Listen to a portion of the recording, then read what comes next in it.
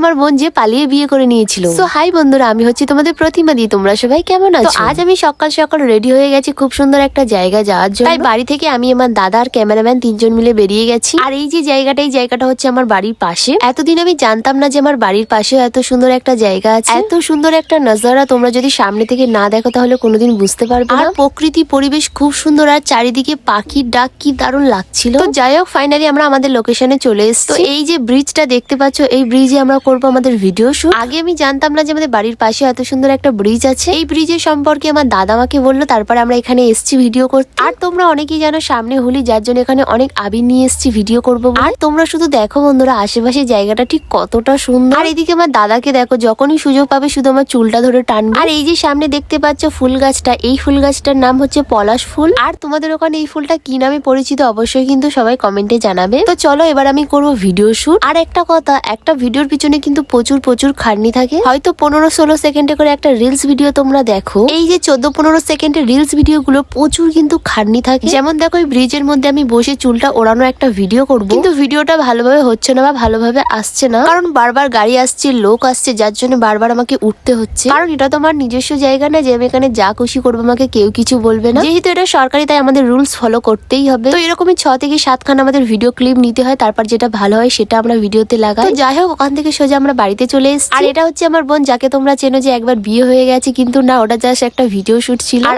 আজ ওর ইনস্টাগ্রামে হয়েছে 10K ফলোয়ার্স কমপ্লিট, তাই সেই খুশিতে ছোট্ট একটা সেলিব্রেশন হচ্ছে। আর আমি ওকে বলছিলাম যে তুই একা কেক কাট, কিন্তু ও বলছে না, আমি তোর সাথেই কেকটা কাটবো। তাই আমি ওর সাথে একটু কেকটা কেটে দিলাম। আর মাত্র 2 থেকে 3 সপ্তাহের মধ্যে ওর ইনস্টাগ্রামে 10K ফলোয়ার্স কমপ্লিট হয়ে গেছে, যার জন্য এখানে আমরা সবাই খুব খুশি। যাই হোক, মেয়েটা বিয়ে না করে নিজের পায়ে দাঁড়ানোর চেষ্টা করছে, এটাই হচ্ছে অনেক বড় একটা জিনিস। তো আজকের মতন টাটা।